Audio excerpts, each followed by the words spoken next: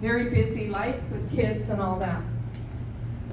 But at 34, I had a tragedy strike in my life, which changes your trajectory. My husband died suddenly of a heart attack, and I was on my own, a single mom with 2 kids, 6 and 7 years old, and my parents came to help me look after the kids so I could go to school and all the things you have to do to cope and make it all work. And we bought a leasehold on Musqueam First Nation land. And I am absolutely delighted today that 2 of my neighbors from those days, 2 warriors along with me, John and Lillian, are there at the back. And I'm so happy to see you, my fellow leasehold warriors from those days, because I haven't seen them in years. Just delighted to see you here today. And the reason I'm bringing that up, because I did get married again, and we had 2 more children, and on it goes, to my husband Brent, who I told you about, is that I understand the threat that is happening today with DRIPA and the land title issues. Because I've lived it, and I've litigated it, and we won that fight. But it was tough, right, John? Right, Lillian? It was tough. And Lillian said, I didn't know you'd recognize me. I said, oh my goodness, we fought in the trenches together. Of course you and John, I know you. But this is what happened. I'll try and not take too much time on this, but it's so very important in our province right now. When we moved in there, it had been a peaceful community for about 25 years. About 24 years. A year after I moved in, the federal government decided to transfer taxing authority from the city of Vancouver over to the Musqueam First Nation. No consultation, they just did it with the stroke of a pen. When I moved in there, I was paying property taxes to the city of Vancouver based on market value. That's what most of us, if we're lucky enough to own a home, understand. But they gave it over to First Nations. So the first problem with that is you are not allowed to represent yourself or your neighbors to a First Nation unless you are a band member. If you have a dispute with your city, even though it's not easy, you are allowed to go to a council meeting or make a representation to a councillor or mayor. If you're under First Nation governance, it doesn't work that way. You have no right of representation. Secondly, then the provincial government said, Musqueam, you can keep all those property taxes. You don't have to remit 50% for schools, and you don't have to remit for the other things that the city remits for. You keep it all.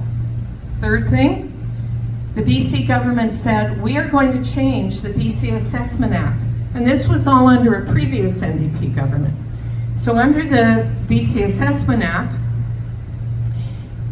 they changed how property is assessed on Aboriginal land and said, leasehold will no longer be assessed at market value.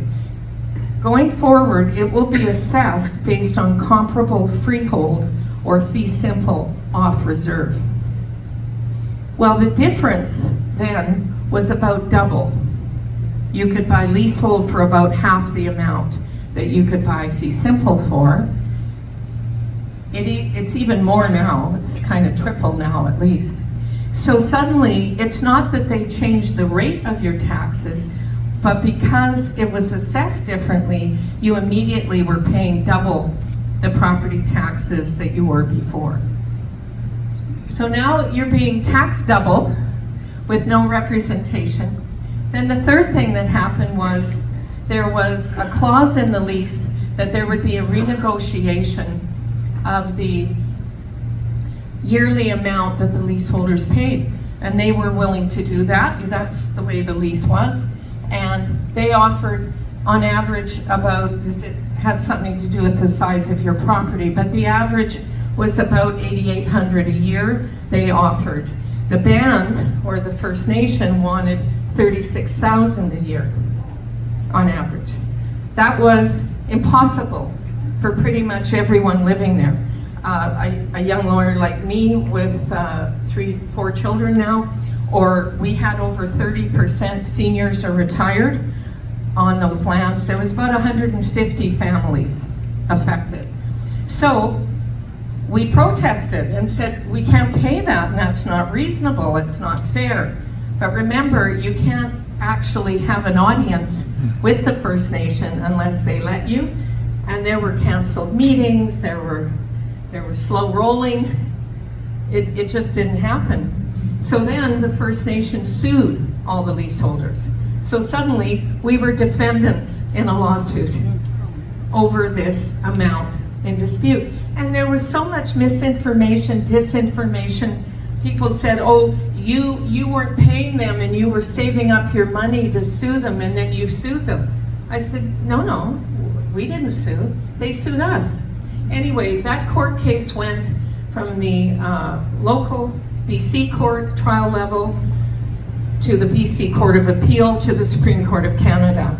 I, as a lawyer, was the instructing counsel, meaning I was the one liaising with the legal counsel, but I couldn't be a lead counsel because I was directly involved. However, I could be with the team when they went to the Supreme Court of Canada and was very much a part of all that. And we won. We won that case. And the Supreme Court said that there had to be a discount because of Aboriginal governance and because of the uncertainty. But what happened along the way, and this is why this is so very relevant 25 years later to what all British Columbians are facing today. What happened along the way, nobody took our title away. You've heard Musqueam First Nation and the government saying, no one's after your title. But they sucked all the equity out of that title. It's a confiscation of assets. And when they suck that equity out, what happens? Appraisers can't appraise fair market value. Therefore, banks will not lend.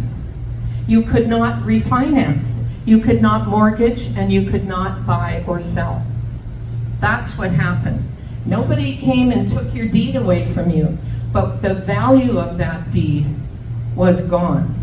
And that would continue for many, many years. Some people lost their homes, went bankrupt over it. Others managed to just stay on and, cope. But when I say, and I have said publicly before, that the fear is real, the issues are serious, I know what I'm talking about. I've lived it, I've litigated it, I understand it.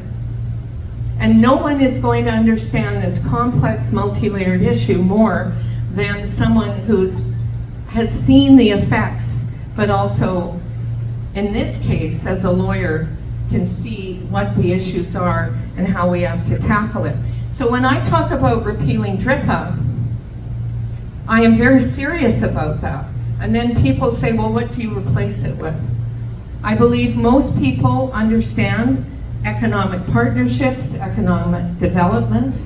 It is not that I want to deny First Nations their economic development, but we need to do it in a partnership, one that works for all British Columbians. Indigenous people make up 5% of our population. So who is speaking for the other 95%? That is the issue. And I've heard many people say, including First Nations leaders, just let the courts work it out. They'll work it out. It's not that simple.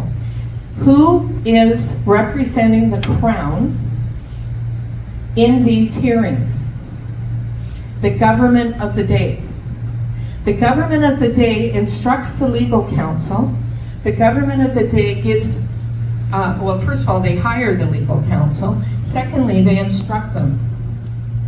And just what happened many years ago in one of the first cases of Delgamuukw, another NDP government, then under Mike Harcourt, that case was won for the Crown at the trial level. And then the NDP government changed the lawyers and changed their instructions. And they said, do not defend private property rights. We're not doing that. We're not standing up for that. So the Crown lost at the Court of Appeal, and they lost at the Supreme Court of Canada. But that was because the Crown, represented by the government, took a different position. Any of you who've seen this Cowichan decision and worried about it, as we all should be, will note that the judge said neither the provincial government nor the federal government took any position with respect to primacy, superiority of our land title system over DRIPA governance. That evidence was not before me at all. So we have two levels of government, but today we're here talking about BC, where they've abandoned the field for the 95% of us. That has to change, or we are going to be in disorder and chaos over our assets, our property, for a very long time. So that's why I offer myself up as someone who is a fighter and who believes we must fight, we must take a strong position, and sometimes you need a leader who's going to fight behind enemy lines, right? One of the positions I had with the federal government was I was Associate Minister of National Defense. And when I held that role, they would say, you got to find your battle rhythms. Oh, any of you old soldiers or veterans here would know what I mean by that. You have to know where you're going, you need the focus, and you need to have your team and your troops, so to speak, alongside you, shoulder to shoulder, and you need to have the vision that you can fix this and you can change it, and you march forward with your battle rhythms. We've got a lot of issues to talk about today, and then I'm happy to take questions. But another big issue we're dealing with is SOGI in our schools. And I am very disappointed